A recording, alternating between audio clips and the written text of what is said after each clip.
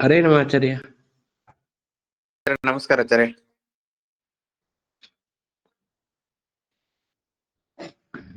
ಆಚಾರ್ಯ ನೀವು ಮ್ಯೂಟ್ಲಿದ್ರಿ ಆಚಾರ್ಯ. ಶ್ರೀ ಗುರುಭ್ಯೋ ನಮಃ. ಹರಿ ಓಂ. ಪ್ರಣಮ್ಯ ಚರಣಾಂಭೋಜಯುಗಲಂ ಕಮಲಾಪತೇಃ ಪ್ರಮಾಣ ಪದ್ಧತಿಂ ಕುರ್ಮೋ ಬಾಲಾನಾಂಬೋಧ ಸಿದ್ಧಯೇ ಅಭ್ರಮಂ ಮಂಗರಹಿತಂ ಮಧುರಂ ವಿಮಲಂ ಸದಾ ಆನಂದತೀರ್ಥಮತಲಂ ವದೇ ತಾಪತ್ರಯಪಹಂ ಸ್ತ್ರೀಪದೇಶಗಂಭೀರೆ ವಾಕ್ಯೇ ಮಾನ್ಯರಖಂಡಿತೆ ಹಿ ಗುರುಭಾವಮಿಂದೇಂತಿ ಭಾತಿ ಶ್ರೀ ಜಯತೀರ್ಥವ ಅಸ್ಮದ್ಗುರುಸಮಾರಂಭಾಂ ಟೀಕಾಕೃತ್ಪಾದಮಧ್ಯಗಾಂ ಶ್ರೀಮದಾಚಾರ್ಯ ಪರ್ಯಂತಾಂ ವಂದೇ ಗುರುಪರಂಪರಾಂ. ವಿದ್ಯಾಪೀಠ ವಿಧಾತಾರಂ ವಿದ್ಯಾವಾರಿಧಿಂ ವಂದೇ ಮಹಾಮಹಿಮ ಸದ್ಗುರುಂ ಆಪಾದಮೌಳಿಪರ್ಯಂತಂ ಗುರುಣಾಂ ಆಕೃತಿಂ ಸ್ಮರೇತ್ತೇನ ವಿಘ್ನಾಃ ಪ್ರಣಶ್ಯಂತಿ ಸಿದ್ಧಂತಿ ಚ ಮನೋರಥಾಃ. ಶ್ರೀ ಗುರುಭ್ಯೋ ನಮಃ. ಓಂ.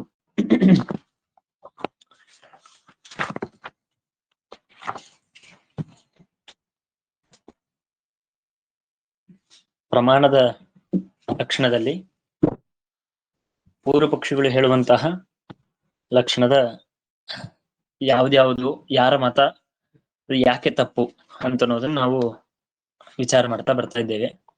ಅದರಲ್ಲಿ ಈಗ ಕೊನೆಗೆ ವಿಚಾರ ಮಾಡಿದ್ದು ಉದಯನಾಚಾರ್ಯರ ಮತ.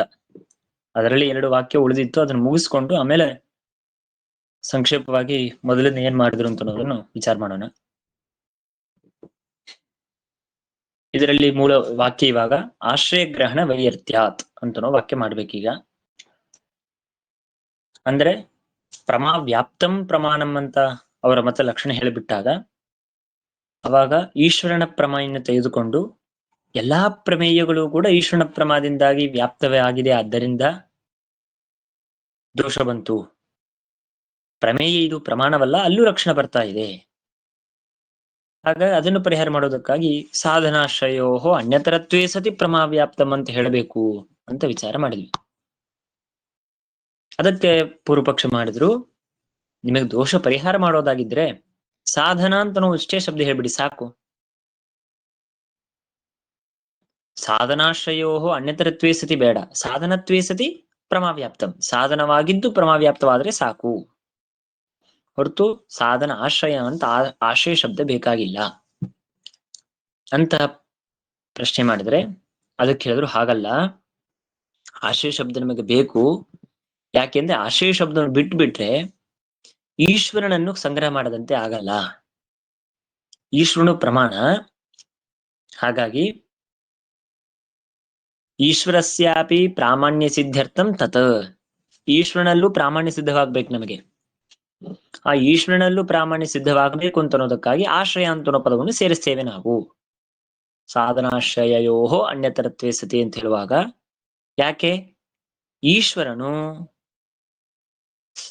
ಪ್ರಮಾಕ್ಕೆ ಆಶ್ರಯನಾಗಿದ್ದಾನೆ, ಹಾಗಾಗಿ ಪ್ರಮಾಶ್ರಯ ಅಂತ ಹೇಳುವಾಗ ಆಶ್ರಯತ್ವೇ ಸತಿ ಪ್ರಮಾ ವ್ಯಾಪ್ತಂ ಅಂತ ಹೇಳುವಾಗ ಈಶ್ವರನನ್ನು ಸಂಗ್ರಹ ಮಾಡದಂತೆ ಆಗಬೇಕು. ಇಲ್ಲದೆ ಹೋದ್ರೆ ಈಶ್ವರನ ಅಪ್ರಮಾಣ ಅಂತ ಹೇಳ್ಬೇಕಾಗತ್ತೆ. ಅದಕ್ಕಾಗಿ ಆಶ್ರಯ ಅಂತನೋ ಶಬ್ದ ಇದು ಸಾಕ. ಸಾಧನ ಅಂತನೋ ಶಬ್ದ ಮೇಲೆ ಬಂದ ದೋಷ ಪರಿಹಾರ ಮಾಡೋದಕ್ಕೆ ಬೇಕು. ಈಶ್ವರನು ಪ್ರಮಾಣ ಅಂತನೋ ಸಂಗ್ರಹ ಮಾಡುವುದಕ್ಕಾಗಿ ನಮಗೆ ಆಶ್ರಯ ಅಂತನೋ ಶಬ್ದ ಬೇಕು ಅಂತ ಹೇಳೋಣ ಅಂತಂದ್ರೆ ಇದು ಚೇತನ. ಯಾಕೆ ಕರ್ತರಿ ಪ್ರಮಾಣ ಶಬ್ದಸ್ಯ ಅನನುಶಾಸನಾತ್, ಅಂದರೆ ಕರ್ತೃವಿನಲ್ಲಿ ಯಾರೂ ಕೂಡ ಒಬ್ಬ ಚೇತನ ಜೀವನನ್ನು ಪ್ರಮಾಣ ಅಂತ ಕರೆಯೋದಿಲ್ಲ. ಅಂದ್ರೆ ಈಗ ನಾವೊಂದು ಧ್ಯಾನ ಮಾಡ್ಕೊಂಡೆ, ಧ್ಯಾನಕ್ಕೆ ಕರ್ತೃ ಆದೇನು ನಾನು, ಹಾಗಾದ್ರೆ ನನ್ನನ್ನು ಪ್ರಮಾಣ ಅಂತ ಕರಿಬೇಕಾ? ಸರ್ವತಾ ಅಲ್ಲ. ನನ್ನನ್ನು ಪ್ರಮಾಣ ಅಂತ ಕರಿಬಾರದು, ನಾನು ಯಾವುದನ್ನು ತಿಳ್ಕೊಳ್ತಾ ಇದ್ದೇನೆ ವಿಷಯ ಅದನ್ನು ಪ್ರಮಾಣ ಅಂತ ಕರಿಬಾರದು. ಹಾಗಾದ್ರೆ ಯಾವುದು ಪ್ರಮಾಣ? ನನಗೆ ಬಂದ ಜ್ಞಾನ ಪ್ರಮಾಣ, ನನಗೆ ಜ್ಞಾನ ಯಾವುದು ಹುಟ್ಟಿಸುದೋ ಅದು ಪ್ರಮಾಣ. ನನ್ನ ಕಣ್ಣು, ಅದರಿಂದ ಬಂದ ಜ್ಞಾನ, ಎರಡು ಮಾತ್ರ ಪ್ರಮಾಣ. ಒಂದು ಸಾಧನ, ಇನ್ನೊಂದು ಫಲವಾದ ಪ್ರಮಾಣ. ಹಾಗಾಗಿ ಜೀವ ಜ್ಞಾನ ಮಾಡಿಕೊಂಡ ಪುರುಷನಾಗಲಿ ಅಥವಾ ಅಲ್ಲಿ ಪ್ರಮೇಯವಾದದ್ದು ಯಾವುದಾಗ್ಲಿ, ಎರಡೂ ಇದು ಪ್ರಮಾಣವಲ್ಲ. ಅಂದ ಮೇಲೆ ಈಶ್ವರನಿವನು ಪ್ರಮಾಣ ಅಂತ ಹೇಳ್ಬೇಕು ಯಾಕೆ? ಈಶ್ವರನನ್ನು ಪ್ರಮಾಣ ಅಂತ ಹೇಳಲೇಬಾರದು.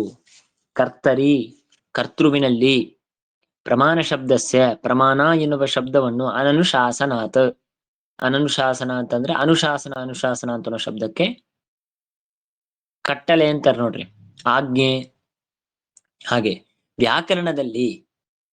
ವ್ಯಾಕರಣ ಶಾಸ್ತ್ರದಲ್ಲಿ ಅನುಶಾಸನ ಯಾವುದಕ್ಕೆ ವಿಧಾನ ಮಾಡಿದ್ದಾರೆ? ಪ್ರಮಾಣ ಅಂತ ಅನ್ನೋದನ್ನು ಯಾವುದಕ್ಕೆ ವಿಧಾನ ಮಾಡಿಲ್ಲ? ಜ್ಞಾನ ಸಾಧನಕ್ಕೆ ವಿಧಾನ ಮಾಡಿದ್ದಾರೆ. ಜ್ಞಾನವನ್ನು ಮಾಡಿಕೊಳ್ಳುವ ಪುರುಷನಿಗೆ ಪ್ರಮಾಣ ಅಂತನೋ ಶಬ್ದದ ಅನುಶಾಸನ ಇಲ್ಲ. ಅಲ್ಲಿ ಪ್ರಮಾಣ ಶಬ್ದ ಹೇಗೆ ನಿಷ್ಪನ್ನವಾಯಿತು, ಯಾವ ಧಾತು, ಯಾವ ಪ್ರತ್ಯಯ, ಆ ಪ್ರತ್ಯೇಕ ಅರ್ಥವೇನು, ಏನಿದ್ದಾಗ ಪ್ರಮಾಣ ಅಂತನೋ ಶಬ್ದವನ್ನು ಪ್ರಯೋಗ ಮಾಡಬೇಕು, ಅದೆಲ್ಲ ಮುಂದೆ ವಿಚಾರ ಮಾಡ್ತಾರೆ. ಇರಲಿ. ಹಾಗಾಗಿ ಕರ್ತೃವಿನಲ್ಲಂತೂ ಪ್ರಮಾಣ ಅಂತ ಕರಿಬಾರದು. ಅಂದ್ರೆ ಕರಿಬಾರದು ಅಂತಂದ ಮೇಲೆ ಆ ಕರ್ತೃವಾದ ಈಶ್ವರನನ್ನು ಸಂಗ್ರಹ ಮಾಡಬೇಕು ಅಂತ ಅನ್ನೋದಕ್ಕಾಗಿ ನಾವು ಸಾಧನಾಶ್ರಯ ಅಂತ ಆಶ್ರಯವನ್ನು ಸೇರಿಸ್ತೇವೆ ಅಂತ ಹೇಳ್ಬೇಕು ಯಾಕೆ? ಈಶ್ವರನನ್ನೇ ತೆಗೆದುಕೊಳ್ಳೇಬಾರದು ಅಂತಂದ್ರೆ ಅದನ್ನು ತೆಗೆದುಕೊಳ್ಳಬೇಕು ಅಂತ ಅನ್ನೋದಕ್ಕಾಗಿ ಆಶ್ರಯ ಪದ ಸೇರಿಸ್ತೇನೆ ಅಂತ ಅನ್ನೋ ಮಾತು ಅಬದ್ಧ. ಇನ್ನು ಅಷ್ಟೇ ಅಲ್ಲದೇನೆ ಯಥಾರ್ಥ ಜ್ಞಾನೇಶು ಅವ್ಯಾಪ್ತೇಶ್ಚ, ಯಥಾರ್ಥ ಜ್ಞಾನದಲ್ಲಿ ಅವ್ಯಾಪ್ತಿ ಉದಯನಾಚಾರ್ಯರ ಪಕ್ಷಕ್ಕೆ. ಯಾಕೆ? ಉದಯನಾಚಾರ್ಯ ಲಕ್ಷಣ ಏನ್ ಮಾಡಿದ್ರು? ಸಾಧನಾಶ್ರಯೋ ಅನ್ಯತರತ್ವೇಸತಿ ಪ್ರಮಾವ್ಯಾಪ್ತಂ, ಅಂದ್ರೆ ಸಾಧನತ್ವೇಸತಿ ಅಂತಂದ್ರು ಸಾಕ್. ಸದ್ಯಕ್ಕೆ ಸಾಧನವಾಗಿದ್ದು ಪ್ರಮಾವ್ಯಾಪ್ತ ಅಂದ್ರೆ ಅರ್ಥವೇನು? ಸಾಧನಕ್ಕಷ್ಟೇ ಬರುತ್ತೆ, ಜ್ಞಾನಕ್ಕೆ ಬರೋದಿಲ್ಲ ಅಂತ ಆಗತ್ತೆ. ಸಾಧನವಾಗಿದ್ದು ಪ್ರಮಾವ್ಯಾಪ್ತವಾಗೋದು ಯಾವುದು?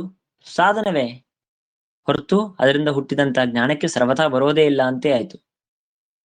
ಹಾಗಾಗಿ ಯಥಾರ್ಥ ಜ್ಞಾನೇಶು ಅವ್ಯಾಪ್ತೇಶ್ಚ, ಯಥಾರ್ಥ ಜ್ಞಾನದಲ್ಲಿ ಲಕ್ಷಣ ಬರೋದಿಲ್ಲ. ಯಥಾರ್ಥ ಜ್ಞಾನಕ್ಕೆ ಸಾಧನ ಮಾತ್ರ ಪ್ರಮಾಣ ಅಂತ ಆಗಬೇಕಾಗತ್ತೆ. ಯಥಾರ್ಥ ಜ್ಞಾನದು ಪ್ರಮಾಣ ಅಂತ ಆಗದೇ ಹೋಗಲಿ ಅಂತನೋ ಆಪತ್ತಿ ಬರಬೇಕಾಗತ್ತೆ. ಹಾಗಾಗಿ ನೀವು ಪ್ರಮಾವ್ಯಾಪ್ತಂ ಪ್ರಮಾಣಂ ಅಂತನ್ನುವ ನಿಮ್ಮ ಉದಯನಾಚಾರ ಪಕ್ಷಕ್ಕೆ ಅನೇಕ ದೋಷ.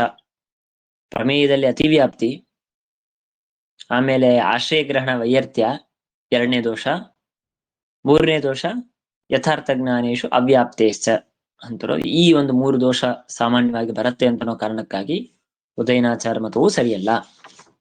ಹಾಗಾಗಿ ಒಟ್ಟು ಮೊದಲಿಗೆ ಪ್ರಾಭಾಕರ ಮತ ವಿಚಾರ ಮಾಡಿದ್ರು, ಅದಾದ್ಮೇಲೆ ಭಾಟ್ಟರ ಮತ, ಅದಾದ್ಮೇಲೆ ನೈಯಾಯಿಕಾದಿಗಳ ಮತ, ಅದಾದ್ಮೇಲೆ ಉದಯನಾಚಾರ, ಹೀಗೆ 4 ಮತಗಳ ವಿಮರ್ಶೆಯನ್ನು ಮಾಡಿ ಕೊನೆಗೆ ಎಲ್ಲಾ ಪಕ್ಷಕ್ಕೂ ದೋಷವಿದೆ ಅಂತನೋ ಕಾರಣಕ್ಕಾಗಿ ಹಿಂದೆ ತಸ್ಮಾತ್ ಯಾಥಾರ್ಥಮೇವ ಪ್ರಮಾಣ ಲಕ್ಷಣಂ ಯುಕ್ತಂ, ಯಾವುದನ್ನು ನೀವು ಪ್ರಮಾಣ ಲಕ್ಷಣ ಅಂತ ಹೇಳಬಾರದು, ಯಾಥಾರ್ಥ್ಯ ಇದು ಪ್ರಾಮಾಣ್ಯ, ಯಥಾರ್ಥತ್ವ ಇದು ಪ್ರಮಾಣದ ಲಕ್ಷಣ, ಇದೇ ಯುಕ್ತವಾದ ಲಕ್ಷಣ, ಯಾವ ದೋಷವೂ ಬರೋದಿಲ್ಲ ಇದಕ್ಕೆ. ಹಾಗಾಗಿ ಪ್ರಮಾಣ ಲಕ್ಷಣ ಏನು ಅಂತ ಕೇಳಿದ್ರೆ ಇದನ್ನೇ ಹೇಳಬೇಕು. ಇಷ್ಟು ಅನ್ಯ ಮತವನ್ನು ವಿಮರ್ಶೆ ಮಾಡಿ ಸ್ವಸಿದ್ಧಾಂತದ ಪ್ರಕಾರ ಪ್ರಮಾಣ ಅಂದ್ರೆ ಏನು ಅಂತ ನಮಗೆ ನಿರ್ಣಯ ಮಾಡಿ ಕೊಟ್ರು. ಅರ್ಥವಾಯ್ತಲ್ಲ? ಈಗ ನಾವು ಮುಂದೆ ವಿಭಾಗಕ್ಕೆ ವಿಚಾರ ಮಾಡೋಣ, ಅಥವಾ ಗಿರೀಶ್ ಅವರು ಹೇಳಿದಂತೆ ಹಿಂದಿಂದ ಹೋಗೋಣ, ಹೇಗೆ?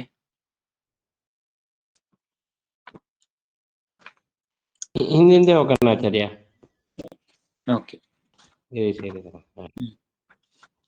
ಈಗ ಮೊದಲಿಗೆ ನಿಮಗೆ ನಾನು ಮೊದಲನೇ ದಿನ ಹೇಳಿದೆ ಉದ್ದೇಶ, ಲಕ್ಷಣ, ವಿಭಾಗ, ಪರೀಕ್ಷಾ ಅಂತ, ಹೌದಲ್ವಾ? ಅದರಲ್ಲಿ ಉದ್ದೇಶ ಲಕ್ಷಣ ಮುಗೀತು, ಇಷ್ಟು ವಿಭಾಗಕ್ಕೆ ಬರ್ತಾರೆ. ಮುಂದಿನ ಘಟ್ಟ ವಿಭಾಗ. ಇಷ್ಟುವರೆಗೆ ಮಾಡಿದ್ದು ಉದ್ದೇಶ ಮತ್ತೆ ಲಕ್ಷಣ. ಅದರಲ್ಲೂ ಉದ್ದೇಶ ಎಲ್ಲಿ ಮಾಡಿದ್ದಾರೆ ಅಂದ್ರೆ ಮಂಗಳಾಚರಣ ಶ್ಲೋಕದಲ್ಲಿ ಮಾಡಿಬಿಟ್ರು. ಪ್ರಣಮ್ಯ ಚರಣಾಂಬೋಜ ಯುಗಲಂ ಕಮಲಾಪತೇಹೇ ಪ್ರಮಾಣ ಪದ್ಧತಿಂ ಕುರ್ಮಃ ಬಾಲಾನಾಂ ಬೋಧಿಸಿದ್ದೆ, ಹೀಗೆ ಮಂಗಳಾಚರಣ ಶ್ಲೋಕದಲ್ಲಿ ಪ್ರಮಾಣ ಪದ್ಧತಿಂ ಕುರ್ಮಃ ಅಂತ ಹೇಳೋದ್ರಿಂದ ಉದ್ದೇಶ ಮಾಡಿಬಿಟ್ರು. ಅದರ ಮುಂದೆ ಲಕ್ಷಣ ಹೇಳಬೇಕಾಗಿತ್ತು. ಲಕ್ಷಣ ಹೇಳೋಕ್ಕಿಂತ ಮೊದಲಿಗೆ ಪ್ರಮಾಣ ಪದ್ಧತಿಗೆ ಸಾರ್ಥಕತೆ ಯಾಕೆ ಬೇಕು? ಶ್ರೀಮದಾಚಾರ್ಯರೇ ಪ್ರಮಾಣ ಲಕ್ಷಣವನ್ನು ಬರೆದಿದ್ದಾರೆ ಅಂದಮೇಲೆ ಇದು ಯಾಕೆ ಬೇಕು ವ್ಯರ್ಥ ಅಂತ ಶಂಕೆ ಮಾಡಿಕೊಂಡು, ಇಲ್ಲ ಗಂಭೀರವಾಗಿ ಟೀಕಾಕೃತ್ ಶ್ರೀಮದಾಚಾರ್ಯರು ಹೇಳಿದ್ದಾರೆ, ವಿಕ್ಷಿಪ್ತವಾಗಿ ಬೇರೆ ಬೇರೆ ಕಡೆ ಹೇಳಿದ್ದಾರೆ ಗ್ರಂಥದಲ್ಲಿ, ಮಂದರಿಗೆ ಸುಖವಾಗಿ ಒಂದೇ ಕಡೆ ಜ್ಞಾನ ಆಗಬೇಕು ಅಂತ ಅನ್ನೋದಕ್ಕಾಗಿ ನಾವು ಸಂಗ್ರಹ ಮಾಡಿ ಒಂದು ಕಡೆಗೆ ಹೇಳ್ತಾ ಇದ್ದೇವೆ ಅಂತ ಅನ್ನೋ ಕಾರಣಕ್ಕಾಗಿ ಈ ಗ್ರಂಥವನ್ನು ಪ್ರಾರಂಭ ಮಾಡಿದ್ದು ಸರಿಯೇ ಅಂತ ಹೇಳಿ.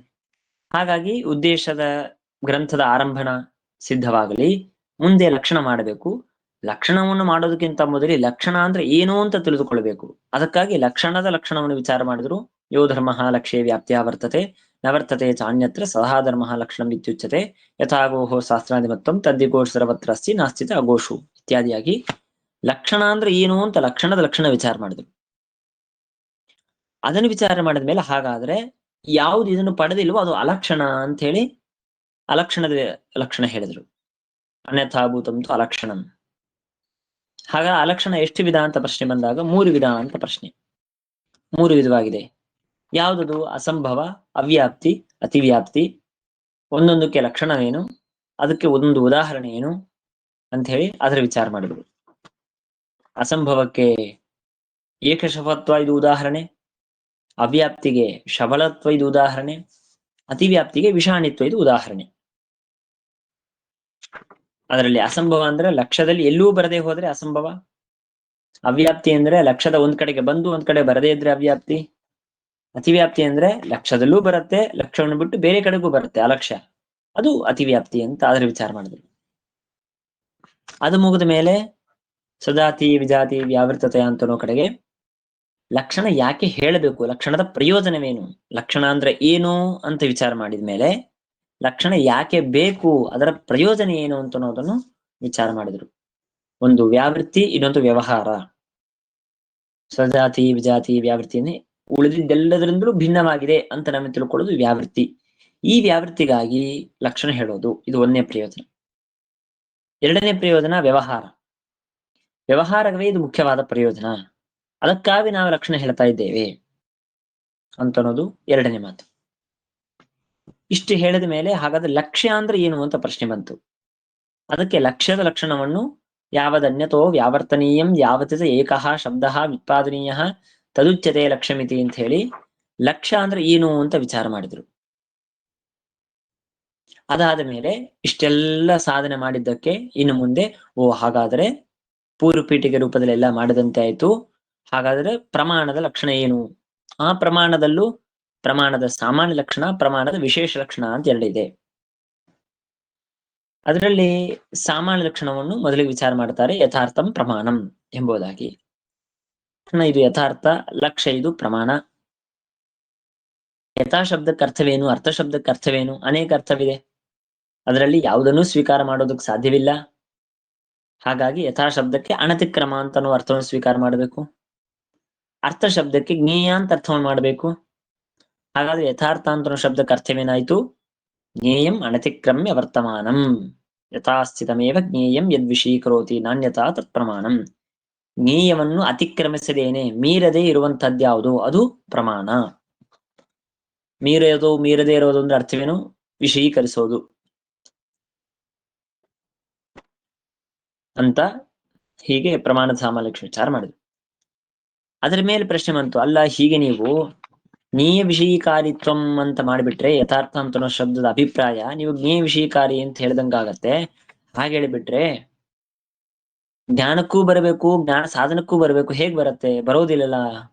ಅನುಪ್ರಮಾಣದಲ್ಲಿ ಜ್ಞೇಯ ವಿಷಯೀಕಾರಿತ್ವ ಬಂದ್ರೆ ಜ್ಞಾನದಲ್ಲಿ ಹೇಗ್ ಬರೋದು? ಜ್ಞೇಯ ವಿಷಯೀಕಾರಿತ್ವ ಜ್ಞಾನಕ್ಕೆ ಬಂದ್ರೆ ಸಾಧನವಾದ ಇಂದ್ರಿಯಕ್ಕೆ ಹೇಗ್ ಬರೋದು? ಅಥವಾ ನೀವು ಅದಕ್ಕೆ ಜ್ಞೇಯ ವಿಷಯೀಕಾರಿ ಸಾಧನ ಅಂತ ಅಂದ್ಬಿಟ್ರೆ ಇಂದ್ರಿಯಕ್ಕೆ ಬರುತ್ತೆ, ಆದ್ರೆ ಜ್ಞಾನಕ್ಕೆ ಬರಲ್ಲ. ಮತ್ತೆ ಹೆಂಗ್ ಮಾಡ್ಬೇಕು ಅಂತ ಕೇಳಿದಾಗ ಸಾಕ್ಷಾದ್ವಾ ಸಾಕ್ಷಾತ್ ಜ್ಞೇಯ ವಿಷಯೀಕಾರಿ ಸಾಧನತ್ವೇನವಾ ಅಂತ ಹೀಗೆ ಎರಡನ್ನೂ ಜೋಡಿಸಿಕೊಂಡು ನಾವು ಹೇಳಿದಾಗ ಅನುಪ್ರಮಾಣದಲ್ಲಿ ದೋಷ ಪರಿಹಾರವಾಗುತ್ತೆ ಅಂತ ಅದನ್ನ ಹೇಳಿ, ಜ್ಞೇಯ ವಿಷಯೀಕಾರಿತ್ವಂ ಅಂತ ಹೇಳೋದ್ರಿಂದಲೇ ಪ್ರಮಾತೃ ಪ್ರಮೇಯ ಅಲ್ಲಿ ಬಂದ ದೋಷ ಪರಿಹಾರ. ಆಮೇಲೆ ಕಾರಣಕ್ಕೂ ಸಾಧನಕ್ಕೂ ವ್ಯತ್ಯಾಸವಿದೆ. ಎಲ್ಲವೂ ಕಾರಣ ಅಂತ ಆಗ್ಬೋದು, ಸಾಧನವಾಗೋದು ಅವ್ಯೂಹಿತ ಪೂರ್ವ ಕ್ಷಣದಲ್ಲಿ ಯಾವುದಿದೆಯೋ ಅದೇ ಸಾಧನ ಅಂತ ಆಗತ್ತೆ. ಹಾಗೆ ನಮಗೆ ಇಂದ್ರಿಯಗಳು ಅಂತ ಹೇಳಿ ಅದರ ವಿಚಾರ ಮಾಡಿದ್ರು. ಅದಾದ ಮೇಲೆ ಪ್ರಮಾತೃವಿನಲ್ಲಿ ಪ್ರಮೇಯದಲ್ಲಿ ದೋಷ ಬರುತ್ತೆ ಅಂತಂದ್ರೆ ಹಾಗಾದ್ರೆ ಮೊದಲಿಗೆ ಪ್ರಮಾತ ಅಂದ್ರೆ ಏನು, ಪ್ರಮೇಯ ಅಂದ್ರೆ ಏನು, ಪ್ರಮಾ ಅಂದ್ರೆ ಏನು ಅಂತ ಪ್ರಶ್ನೆ ಬರುತ್ತೆ. ಅದಕ್ಕಾಗಿ ಪ್ರಮಾವಾನ್ ಪ್ರಮಾತ, ಪ್ರಮಾ ವಿಷಯ ಪ್ರಮೇಯಂ. ಅಲ್ಲಿ ಮತ್ತೆ ಪ್ರಮಾ ಅಂತನೋ ಪ್ರಶ್ನೆಗೆ ಯಥಾರ್ಥ ಜ್ಞಾನಂ ಪ್ರಮಾ ಅಂತೇಳಿ ಕ್ರಮವಾಗಿ ಅದರೆಲ್ಲ ಲಕ್ಷಣವನ್ನು ಹೇಳಿದರು. ಯಥಾರ್ಥ ಜ್ಞಾನಂ ಪ್ರಮಾ ಅಂತಿಷ್ಟು ಹೇಳಿದ ಮೇಲೆ ಯಥಾರ್ಥ ಅಂತನೋ ಶಬ್ದನ ಯಾಕೆ ಹೇಳ್ತಾ ಇದ್ರಿ, ಜ್ಞಾನಂ ಪ್ರಮಾ ಅಂತ ಇಷ್ಟೇ ಹೇಳ್ಬೋದಲ್ಲ ಅಂತ ಶಂಕೆ ಮಾಡಿಕೊಂಡು ಸಂಶಯ, ವಿಪರೀತ ಜ್ಞಾನ ಹಾಗೂ ತತ್ ಸಾಧನಗಳು ಇಲ್ಲಿ ಎಲ್ಲಾ ಕಡೆಗೆ ದೋಷ ಬರುತ್ತೆ, ಅದಕ್ಕಾಗಿ ನಾವು ಅನಿವಾರ್ಯವಾಗಿ ಯಥಾರ್ಥ ಅಂತನೋ ಶಬ್ದವನ್ನು ಸೇರಿಸಬೇಕು ಅಂತ ಹೇಳಿ ಅದನ್ನು ವಿಚಾರ ಮಾಡಿದ್ರು. ಮೇಲೆ ಸಂಶಯದಲ್ಲಿ ದೋಷ ಕೊಟ್ರಿ, ಸಂಶಯ ಅಂದ್ರೆ ಏನು? ವಿಪರ್ಯದಲ್ಲಿ ದೋಷ ಕೊಟ್ರಿ, ವಿಪರ್ಯ ಅಂದ್ರೆ ಏನು ಅಂತ ಪ್ರಶ್ನೆ ಬಂತು. ಅದಕ್ಕಾಗಿ ಸಂಶಯದ ಲಕ್ಷಣವನ್ನು ಹೇಳುವಾಗ ಅನವಧಾರಣಂ ಜ್ಞಾನಂ ಸಂಶಯ ಅಂತ ಹೇಳಿ ಸಂಶಯ ಲಕ್ಷಣ ಹೇಳಿದರು. ಅಲ್ಲಿ ಅನವಧಾರಣಂ ಜ್ಞಾನಂ ಅಂತ ಹೇಳುವಾಗ ಅನವಧಾರಣಂ ಅಂತ ನಾವು ಶಬ್ದವನ್ನು ಯಾಕೆ ಹೇಳಿದ್ರಿ ಅಂತ ಪ್ರಶ್ನೆ ಬಂತು. ಅಲ್ಲಿ ಹೇಳಿದ್ರು ಅನವಧಾರಣ ಅಂತ ಅನ್ನೋದನ್ನ ಹೇಳದೆ ಹೋದ್ರೆ ಏನಾಗತ್ತೆ ಅಂತಂದ್ರೆ ಸಮ್ಯಕ್ ಜ್ಞಾನ ಹಾಗೂ ವಿಪರೀತ ಅಲ್ಲೆಲ್ಲಾ ಕಡೆಗೆ ದೋಷ ಬರುತ್ತೆ. ಅದಕ್ಕಾಗಿ ಅನವಧಾರಣ ಅಂತನೂ ಸೇರಿಸಬೇಕು. ಹಾಗಾದ್ರೆ ಅನವಧಾರಣ ಅಂತ ಇಷ್ಟೇ ಹೇಳ್ಬಿಡಿ, ಅನವಧಾರಣಂ ಜ್ಞಾನಂ ಅಂತ ಅನ್ನೋದನ್ನ ಯಾಕೆ ಹೇಳಬೇಕು? ಅದಕ್ಕೆ ಹೇಳಿದ್ರು ಘಟಾದಿಗಳಲ್ಲಿ ದೋಷ ಬರುತ್ತೆ, ಅದನ್ನು ಪರಿಹಾರ ಮಾಡೋದಕ್ಕಾಗಿ ಕೇವಲ ಅನವಧಾರಣ ಅಂದ್ರೆ ನಡೆಯಲ್ಲ, ಅನವಧಾರಣಂ ಜ್ಞಾನಂ ಅಂತ ಎರಡನ್ನೂ ಸೇರಿಸಬೇಕು ಅಂತ ಇಷ್ಟು ಆ ಆ ಲಕ್ಷಣದಲ್ಲಿ ಒಳಗೊಳಗೆ ಪ್ರಸಕ್ತವಾದದ್ದು ಯಾವ್ದು ವಿಷಯವಿದೆಯೋ ಅದೆಲ್ಲವನ್ನು ವಿಚಾರ ಮಾಡಿದ್ರು. ಇಷ್ಟಾದ ಮೇಲೆ ಸಂಶಯ ಅಂತಂದ್ರಿ, ಸಂಶಯಕ್ಕೆ ಕಾರಣ ಏನು ಅಂತ ಪ್ರಶ್ನೆ ಬಂತು. ಅದಕ್ಕಾಗಿ ಅನೇಕ ಮತಗಳಲ್ಲಿ ಭೇದವಿದೆ. ಅನೇಕ ಪಂಚಕಾರಣ ಅಂತ ಕೆಲವರು ಹೇಳ್ತಾರೆ. ಸಂಶಯಕ್ಕೆ ಕಾರಣ 5 ಅಂತಂತಾರೆ. ಅದು ಯಾವುದು ಅಂತ ಪ್ರಶ್ನೆ ಬಂದಾಗ ಅದಕ್ಕಾಗಿ ಅದನ್ನು ವಿವರಣೆ ಮಾಡಿದ್ರು. ಯಾವುದು 5 ಕಾರಣ? ಸಾಧಾರಣ ಧರ್ಮ, ಅಸಾಧಾರಣ ಧರ್ಮ, ವಿಪ್ರತಿಪತ್ತಿ, ಉಪಲಬ್ಧಿ, ಅನುಪಲಬ್ಧಿ, ಹೀಗೆ ಪಂಚಕಾರಣಾನಿ 5 ವಿಧವಾದ ಕಾರಣಗಳು ಅಂತ ಕೆಲವರು ಮತ. ಅದಕ್ಕೆ ಅಲ್ಲಿ ಉದಾಹರಣೆ ಕೊಟ್ಟರು. ಒಂದೊಂದು ಸಾಧಾರಣ ಧರ್ಮದಿಂದ ಬರುವ ಸಂಶಯ ಹೇಗೆ, ಅದಕ್ಕೇನು ಉದಾಹರಣೆ? ತಾನುರ್ವ ಪುರುಷರ್ವ. ಅಸಾಧಾರಣ ಧರ್ಮದಿಂದ ಬರುವ ಸಂಶಯ ಯಾವುದು, ಅದಕ್ಕೆ ಯಾವುದು ಉದಾಹರಣೆ? ಆಮೇಲೆ ಉಪಲಬ್ಧಿ, ಅನುಪಲಬ್ಧಿ, ಹೀಗೆ ಒಂದೊಂದರಿಂದಾಗಿ ಸಂಶಯ ಯಾವುದು ಬರುತ್ತೆ ಅದಕ್ಕೆ ಕಾರಣಗಳನ್ನು ಪಂಚ ಕಾರಣಗಳ ವಿಚಾರ ಮಾಡಿದ್ರು. ಅದನ್ನು ವಿಚಾರ ಮಾಡಿದ ಮೇಲೆ ನಮ್ಮ ಮತದ ಪ್ರಕಾರ ಅದರಲ್ಲಿ ಮತ್ತ ಕೆಲವರು ಅಂತಾರೆ 5 ಅಲ್ಲ 3 ಕಾರಣ ಅಂತ. ಇನ್ನ ಕೆಲವರು ಅಂದ್ರೆ ಉಪಲಬ್ಧಿ ಅನುಪಲಬ್ಧಿಯನ್ನು ಸಾಧಾರಣ ಧರ್ಮದಲ್ಲೇನೆ ಸೇರಿಸಿ ಕೇವಲ 3 ಸಾಧಾರಣ ಅಸಾಧಾರಣ ವಿಪ್ರತಿಪತ್ತಿ 3 ಕಾರಣ ಅಂತ ಕೆಲವರು ಮತ. ಹೇಗೆ, ಯಾಕೆ ಅದ್ರಲ್ಲಿ ಸೇರಿಸ್ಬೇಕು, ಏನ್ ಯುಕ್ತಿ, ಅದನ್ನಲ್ಲಿ ಕೊಟ್ರು. ಅಷ್ಟು ಹೇಳಿದ ಮೇಲೆ ವಯಂತು ಬ್ರೂಮಃ ಅಂತ ಹೇಳಿ ನಮ್ಮ ಸಿದ್ಧಾಂತದಲ್ಲಿ ಹಾಗಾದ್ರೆ ಏನ್ ಮಾಡ್ಬೇಕು ಅಂತ ಪ್ರಶ್ನೆ ಮಾಡಿದಾಗ ನಾವ್ ಹೇಳೋದೇನು ಅಂತಂದ್ರೆ, ಹಾಗಲ್ಲ, ಒಟ್ಟು ಸಾಧಾರಣ ಧರ್ಮ ಒಂದೇ ಕಾರಣ, ಅದರಲ್ಲೇನೆ ಅಸಾಧಾರಣ ಧರ್ಮ, ವಿಪ್ರತಿಪತ್ತಿ, ಉಪಲಬ್ಧಿ, ಅನುಪಲಬ್ಧಿ, ಹೀಗೆ ಎಲ್ಲವನ್ನೂ ಒಂದೇ ಕಡೆಗೆ ಅಂತರ್ಭಾವ ಮಾಡ್ಬಿಡ್ತೇವೆ. ಪ್ರತ್ಯೇಕವಾಗಿ ನಾವು ಕಾರಣವನ್ನು ಹೇಳಲ್ಲ. ಸಂಶಯಕ್ಕೆ ಕಾರಣ ಒಂದೇ, ಉಳಿದಿದ್ದೆಲ್ಲವೂ ಕಂಡಿದೆ ಅಲ್ಲ ಅಂದ್ರೆ ಅದೆಲ್ಲವೂ ಇದರಲ್ಲೇ ಅಂತರ್ಭಾವ ಸೇರಿಸ್ಬಿಡ್ತೇವೆ. ಅದಕ್ಕೆ ಯುಕ್ತಿ ಕೊಟ್ರು. ಯಾಕೆ ಅಂತ ಹೇಳೋದಕ್ಕಾಗಿ ವಿಶೇಷ ಸ್ಮರಣ ಕಾರಣತ್ವ ಭಾವಾತ್ ಕಿಂತು ವ್ಯಾವೃತ್ತಿ ಮುಖೇನೇವ ತಥಾಚ ನಿತ್ಯ ವ್ಯಾವೃತ್ತತ್ವ ಅನಿತ್ಯಸ್ಯ ಅನಿತ್ಯ ವ್ಯಾವೃತ್ತತ್ವ ನಿತ್ಯಸ್ಯ ಧರ್ಮ ಇತಿ ಸಾಧಾರಣ ಏವ ಅಂತ ಹೇಳಿ ಪ್ರತಿಯೊಂದಕ್ಕೂ ಅಲ್ಲಿ ಸಮರ್ಥನೆ ಮಾಡಿ ಸಂಶಯಕ್ಕೆ ಕಾರಣ ಒಂದೇ ಅಂತ ಸಮರ್ಥನೆ ಮಾಡಿ ಕೊಟ್ರು. ಅಷ್ಟು ಮಾಡಿದ ಮೇಲೆ ಆಯ್ತು, ಹಾಗಾದ್ರೆ ಸಂಶಯದ ವ್ಯವಸ್ಥೆ ಮಾಡಿಕೊಟ್ರಿ, ವಿಪರ್ಯಯ ಅಂದ್ರೆ ಏನು, ವಿಪರೀತ ಜ್ಞಾನದ ಲಕ್ಷಣವೇನು ಅಂತ ಪ್ರಶ್ನೆ ಬಂತು. ಅದಕ್ಕಾಗಿ ವಿಪರೀತ ನಿಶ್ಚಯ ವಿಪರ್ಯಯ ಅಂತಂದ್ರು. ಅಷ್ಟೇಳಿದ ವಿಪರೀತ ಅಂತ ಯಾಕೆ ಹೇಳಬೇಕು, ಅದು ಹೇಳಿಲ್ಲ ಅಂದ್ರೆ ಬರೀ ನಿಶ್ಚಯ ಅಂತ ಅಂದ್ಬಿಟ್ರೆ ಏನಾಗತ್ತೆ, ಅವಾಗ ನಮಗೆ ವಿಪರೀತ ಜ್ಞಾನದಲ್ಲಿ ದೋಷ ಬರುತ್ತೆ. ಅದಕ್ಕಾಗಿ ನಾವು ಸಮ್ಯಕ್ ಜ್ಞಾನ ಯಥಾರ್ಥ ಜ್ಞಾನದಲ್ಲಿ ದೋಷ ಬರುತ್ತೆ, ಅದಕ್ಕಾಗಿ ವಿಪರೀತ ಅಂತನೂ ಸೇರಿಸಬೇಕು. ಆಯ್ತು, ವಿಪರೀತ ಅಂತ ಇಷ್ಟೇ ಹೇಳ್ಬಿಡಿ, ನಿಶ್ಚಯ ಅಂತ ಯಾಕೆ ಹೇಳ್ತೀರಿ, ಅದಕ್ಕೆ ಸಂಶಯದಲ್ಲಿ ದೋಷ ಬರುತ್ತೆ, ಅದಕ್ಕಾಗಿ ನಾವು ನಿಶ್ಚಯ ಅಂತೂ ಸೇರಿಸಬೇಕು ಅಂತ ಹೇಳಿ. ಅದು ಯಾವುದರಿಂದ ಹುಟ್ಟತ್ತೆ ಅಂತ ಕೇಳಿದಾಗ ಪ್ರತ್ಯಕ್ಷಾಭಾಸ, ಅನುಮಾನಾಭಾಸ, ಆಗಮಾಭಾಸ, ಈ ಎಲ್ಲದರಿಂದಲೂ ನಮಗೆ ವಿಪರೀತ ಜ್ಞಾನ ಹುಟ್ಟತ್ತೆ. ಉದಾಹರಣೆ ಇದಂ ರಜತಂ ಅಂತ ಶುಕ್ತಿಕಾದಲ್ಲಿ ಬರುವ ರಜತ ಜ್ಞಾನ ಅಂತ ಅದ್ರ ವಿಚಾರ ಮಾಡಿ. ಇದು ಆದ್ಮೇಲೆ ಹೇಗೆ ಸಂಶಯದಲ್ಲಿ ವಿವಾದ ಏನಿದೆ ಮತದದ್ದು ಅದನ್ನು ಹೇಳಿದ್ರು, ಅದರಂತೆ ಈ ವಿಪರೀತ ಜ್ಞಾನದಲ್ಲೂ ವಿವಾದವಿದೆ. ಕೆಲವರು ಪ್ರಾಭಾಕರರು ಅಯಥಾರ್ಥ ಜ್ಞಾನವೇ ಇಲ್ಲ ಅಂತಂತಾರೆ, ಅವರಿಗೆ ಅನುಭವ ವಿರೋಧ ಕೊಟ್ವಿ. ಆಮೇಲೆ ವೈಶೇಷಿಕರ ಮತದಲ್ಲಿ ಇಲ್ಲಿ ತೋರಿದಂತಹ ರಜತ ಇದು ದೇಶಾಂತರದಲ್ಲಿ ಸತ್ಯವಾಗಿದೆ ಅಂತ ಹೇಳ್ತಾರೆ, ವೈಶೇಷಿಕ ಮತ, ಅವ್ರಿಗೂ ಅನುಭವ ವಿರೋಧ. ಆಮೇಲೆ ವಿಜ್ಞಾನವಾದಿಗಳು ಬೌದ್ಧರ ಮತದಲ್ಲಿ ಹೇಳ್ತಾರೆ, ನಮಗೆ ತೋರುವ ರಜತ ಇದು ಜ್ಞಾನ ಸ್ವರೂಪ, ಜ್ಞಾನದಿಂದ ಅಭಿನ್ನ ಅಂತ ವಿಜ್ಞಾನವಾದಿಗಳ ಮತ. ಇದೆಲ್ಲ ಭ್ರಮದ ವಿಷಯದಲ್ಲಿ ವಿವಾದಗಳು. ಆಮೇಲೆ ಭಾಸ್ಕರಾಚಾರ್ಯ ಮತದಲ್ಲಿ ಹೇಳ್ತಾರೆ, ಅದೇ ಕಾಲದಲ್ಲೇನೆ ಹುಟ್ಟತ್ತೆ, ಹಾಗಾಗಿ ಅವ ತಾತ್ಕಾಲಿಕವಾಗಿ ಇವಾಗ ಹುಟ್ಟತ್ತೆ, ಇವಾಗ್ಲೇ ನಾಶವಾಗತ್ತೆ, ಸತ್ಯವಾದ ರಜತ ಅಂತ ಭಾಸ್ಕರಾಚಾರ್ಯರು. ಇನ್ನ ಮಾಯಾವಾದಿಗಳ ಮತದಲ್ಲಿ ಸತ್ಯವೂ ಅಲ್ಲ, ಅಸತ್ಯವೂ ಅಲ್ಲ, ಸದಸತ್ತಲ್ಲ, ಸಸದ್ವಿಲಕ್ಷಣ, ಅನಿರ್ವಚನೀಯ, ನಮಗೆ ತೋರುವ ರಜತ ಅನಿರ್ವಚನೀಯ ಅಂತ ಮಾಯಾವಾದಿಗಳು. ಆದರೆ ಆಚಾರ್ಯ ಹೇಳೋದು, ಶ್ರೀಮದ್ ಆಚಾರ್ಯ ಸಿದ್ಧಾಂತ, ಅಸದೇವ ರಜತಂ ಪ್ರತ್ಯಭಾತ್ ಅಂತ ಹೇಳಿ ಉತ್ತರ ಕಾಲದಲ್ಲಿ ನಮಗೆ ಸಾಕ್ಷಿ ಅನುಭವ ಬರುತ್ತೆ. ಹಾಗಾಗಿ ಅತ್ಯಂತ ಅಸತ್ಯವಾದ ರಜತ ವಿಷಯಕವಾದ ಅನುಭವ, ಇದು ವಿಪರೀತ ಜ್ಞಾನ. ಇದನ್ನೇ ಭ್ರಾಂತಿ, ವಿಪರ್ಯಯ, ವಿಪರೀತ ಜ್ಞಾನ ಅಂತ ವ್ಯವಹಾರ ಮಾಡೋದು. ಎಲ್ಲರ ಮತದಲ್ಲೂ ಅನುಭವ ವಿರೋಧ, ಯುಕ್ತಿ ವಿರೋಧ ಬರುತ್ತೆ. ನಮ್ಮ ಆಚಾರ್ಯರ ಈ ಸಿದ್ಧಾಂತಕ್ಕೆ ಯಾವ ವಿರೋಧ ಬರೋದಿಲ್ಲ. ಆದ್ದರಿಂದಾಗಿ ಅತ್ಯಂತ ಅಸದ್ವಿಷಯಕವಾದದೇ ಇದು ಭ್ರಾಂತಿ ಅಂತ ಇಷ್ಟು ಅದರ ವಿಚಾರ ಮಾಡಿ. ಅದರ ಮುಂದೆ ನೀವು ಬರೀ ಸಂಶಯ ವಿಪರ್ಯಯ ಸಾಧನಗಳು ಇಲ್ಲಿ ಮಾತ್ರ ದೋಷ ಬರುತ್ತೆ, ಅದನ್ನು ಪರಿಹಾರ ಮಾಡೋದಕ್ಕಾಗಿ ಯಥಾರ್ಥ ಅಂತ ಸೇರಿಸಬೇಕು ಅಂತ ಹೇಳ್ತೇನೆ ಅಂತ ಇದ್ರಿ. ಹಾಗೆ ಯಾಕೆ ಹೇಳ್ತೀರಾ? ವೈಶೇಷಿಕರು ಸ್ವಪ್ನವನ್ನು ಹಾಗೂ ಅನಧ್ಯವಸಾಯ ಅಂತನೋ ಒಂದು ಜ್ಞಾನಾಂತರವಿದೆ, ಅಲ್ಲಿ ದೋಷ ಬರುತ್ತೆ, ಅದನ್ನು ಪರಿಹಾರ ಮಾಡೋದಕ್ಕಾಗಿ ನಾವು ಯಥಾರ್ಥ ಅಂತ ಸೇರಿಸ್ಬೇಕು ಅಂತ ಹೇಳ್ಬೇಕಾಗಿತ್ತಲ್ವಾ, ಅದನ್ನ ಯಾಕೆ ಬಿಟ್ರಿ ನೀವು ಅಂತ ಪ್ರಶ್ನೆ ಮಾಡಿದ್ರೆ, ಅದಕ್ಕೆ ನಾವು ಅನಧ್ಯವಸಾಯ ಅಂದ್ರೆ ಏನು ಅಂತನ್ನುವ ಅನಧ್ಯವಸಾಯದ ಲಕ್ಷಣ ಹೇಳಿದ್ವಿ. ಕಿಂ ಸಂಜ್ಞಕೋ ಎಂ ವೃಕ್ಷ ಅಂತೆಲ್ಲ ವಿಚಾರ ಮಾಡಿ ಆ ಅನಧ್ಯವಸಾಯಿ ಪ್ರತ್ಯೇಕವಾದ್ದಲ್ಲ, ಇದನ್ನು ನಾವು ಸಂಶಯದಲ್ಲಿ ಅಂತರ್ಭಾವ ಮಾಡ್ತೇವೆ, ಸೇರಿಸ್ತೇವೆ. ಅಂದ್ರೆ ಸಂಶಯವನ್ನು ಹಿಂದೆ ವಿಚಾರ ಮಾಡಿದ್ಮೇಲೆ ಅನಧ್ಯವಸಾಯವನ್ನು ಮಾಡಿದಂತೆ ಆಯ್ತು. ಅದರಲ್ಲಿ ವ್ಯತ್ಯಾಸ ತೋರಿಸಿದ್ವಿ, ನಿರ್ದಿಷ್ಟ ಕೋಟಿಕ, ಅನಿರ್ದಿಷ್ಟ ಕೋಟಿಕ, ಏಕಕೋಟಿಕ, ಬಹುಕೋಟಿಕ ಅಂತ ಹೀಗೆ ವಿಚಾರ ಮಾಡ್ತೇವೆ. ಇರ್ಲಿ, ಸಂಶಯದಲ್ಲಂತೂ ಸೇರಿಸ್ತೇವೆ. ಆಮೇಲೆ ಸ್ವಪ್ನದ ವಿಚಾರ ಮಾಡುವಾಗ, ಹಾಗಾದ್ರೆ ಸ್ವಪ್ನ ಇದೆ ಅಲ್ವಾ ಅಂತ ಪ್ರಶ್ನೆ ಮಾಡಿದಾಗ, ಸ್ವಪ್ನದಲ್ಲಿ ಇರೋದು ಅಂದ್ರೆ ಯಾವುದು? ಗಜಜ್ಞಾನವ, ಬಾಹ್ಯತ್ವ ಜ್ಞಾನವ, ಜಾಗ್ರತ್ ಜ್ಞಾನ? ಗಜಜ್ಞಾನ ಅಂತ ಹೇಳಿದ್ರೆ ಯಥಾರ್ಥವೇ ಆಗಿದೆ. ಯಾಕೆ ಯಥಾರ್ಥವಾಗಿದೆ? ನಮ್ಮ ಮಾನಸ ವಾಸನಾದಿಂದಾಗಿ ಭಗವಂತ ಹುಟ್ಟಿಸಿದ್ದಾನೆ, ಹಾಗಾಗಿ ಅದು ಯಥಾರ್ಥವೇ ಆಗಿದೆ.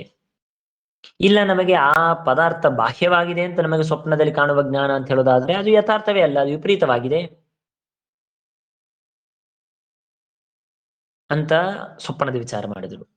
ಅದಾದ ಮೇಲೆ ಸಂಭಾವನಾ, ಊಹಾ ಅಂತ ಅನ್ನೋದು ಇನ್ನೊಂದಿದೆ ಅಲ್ವಾ, ಅದನ್ನು ಹೇಳಬೇಕಾಗಿತ್ತು ಅಂತ ಪ್ರಶ್ನೆ ಮಾಡಿದಾಗ, ಅದನ್ನು ನಾವು ಸಂಶಯದಲ್ಲೇ ಸೇರಿಸ್ತೇವೆ.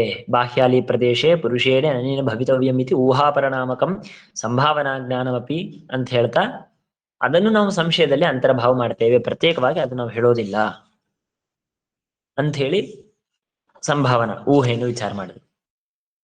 ಹಾಗಾದ್ರೆ ತರ್ಕ ಅಂತ ಒಂದಿದೆ, ಅದನ್ನು ವಿಚಾರ ಮಾಡಬೇಕಾಗಿತ್ತು, ಅಲ್ಲಿ ದೋಷ ಬರುತ್ತೆ, ಅದನ್ನು ಪರಿಹಾರ ಮಾಡೋದಕ್ಕಾಗಿ ಏನಂತಾರೆ, ನೀವು ಯಥಾರ್ಥ ಅಂತ ಶಬ್ದವನ್ನು ಹೇಳಬೇಕಾಗಿತ್ತು ಅಂತ ಪ್ರಶ್ನೆ ಮಾಡಿದ್ರೆ, ತರ್ಕ ಅನುಮಾನಮೇವೇತಿ ವಕ್ಷಾಮಹ ಅಂತ ಹೇಳಿ ತರ್ಕವನ್ನು ಅನುಮಾನದಲ್ಲಿ ಅಂತರ್ಭಾವ ಮಾಡ್ತೇವೆ, ಪ್ರತ್ಯೇಕವಾದ ಪ್ರಮಾಣವಲ್ಲ.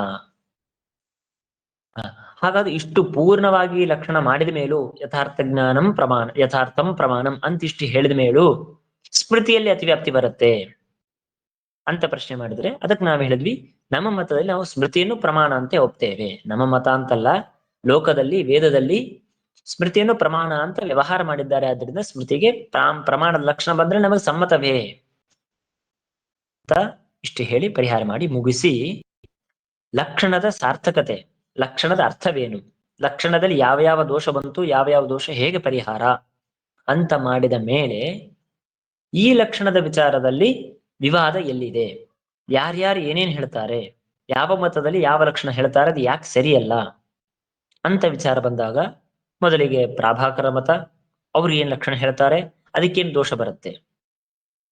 ಅದಾದ ಮೇಲೆ ಭಾಟ್ಟರ ಮತ, ಅವರ ಲಕ್ಷಣ ಯಾವುದು, ಜ್ಞಾತತಾ ಸಾಧನಂ, ಅದಕ್ಕೆ ಏನು ದೋಷ ಬರುತ್ತೆ, ಯಾಕೆ ಬಿಡಬೇಕು. ಅವ್ರದ್ದೇ ಇನ್ನೊಂದು ಲಕ್ಷಣ ಅನಧಿಗತ ತಥಾಭೂತಾರ್ಥ ಜ್ಞಾನಂ ಪ್ರಮಾಣಂ ಅಂತನ್ನುವ ಮತ್ತೊಂದು ಲಕ್ಷಣ, ಅದಕ್ಕೂ ಅವ್ಯಾಪ್ತಿ ಬರುತ್ತೆ. ಹಾಗಾಗಿ ಪ್ರಾಭಾಕರ ಲಕ್ಷಣ ಹಾಗೂ ಭಟ್ಟರ ಲಕ್ಷಣ ಎರಡನ್ನು ಬಿಡಬೇಕು.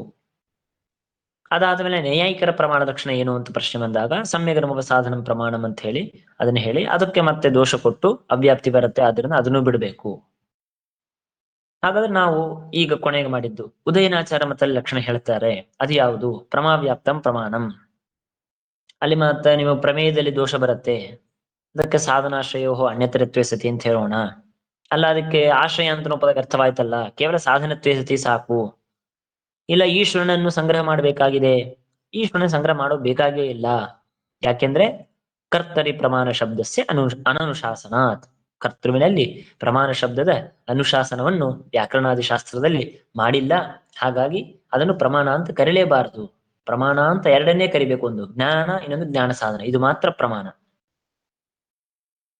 ಅಷ್ಟೇ ಹೇಳ್ದೇನೆ ಆ ಉದಯನಾಚಾರ ಮತದಲ್ಲಿ ಮತ್ತೊಂದು ದೋಷ, ಯಥಾರ್ಥ ಜ್ಞಾನೇಶು ಅವ್ಯಾಪ್ತೇಶ್ಚ ಅಂತ ಇಷ್ಟು ದೋಷ ಕೊಟ್ಟು ಎಲ್ಲ ಮತಗಳ ವಿಮರ್ಶೆ ಮಾಡಿ ಎಲ್ಲಾ ಮತದಲ್ಲೂ ದೋಷವಿದೆ ಅಂತನೋ ಕಾರಣಕ್ಕಾಗಿಯೇನೆ ಯಥಾರ್ಥಂ ಪ್ರಮಾಣಂ ಅಂತ ಹೇಳಿ ಯಾಥಾರ್ಥ್ಯವನ್ನೇ ಪ್ರಮಾಣ ಲಕ್ಷಣ ಅಂತ ಸ್ವೀಕಾರ ಮಾಡಬೇಕು ಅಂತ ಇಷ್ಟು ಹೇಳಿ ಮುಗಿಸಿ ಲಕ್ಷಣದ ವಿಚಾರವನ್ನು ಮುಗಿಸಿದಂತೆ. ಉದ್ದೇಶ ಲಕ್ಷಣ. ಇನ್ನು ಮುಂದೆ ವಿಭಾಗ.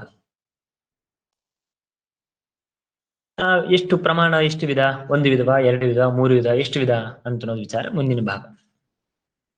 ಅರ್ಥವಾಯ್ತಲ್ಲ? ಇದು ಸುಮ್ಮನೆ ಸಂಕ್ಷೇಪ. ಆಯ್ತಾಯ್ತದೆ. ಸರಿ. ಶ್ರೀಕೃಷ್ಣ. ಶ್ರೀಕೃಷ್ಣ. ಕೃಷ್ಣ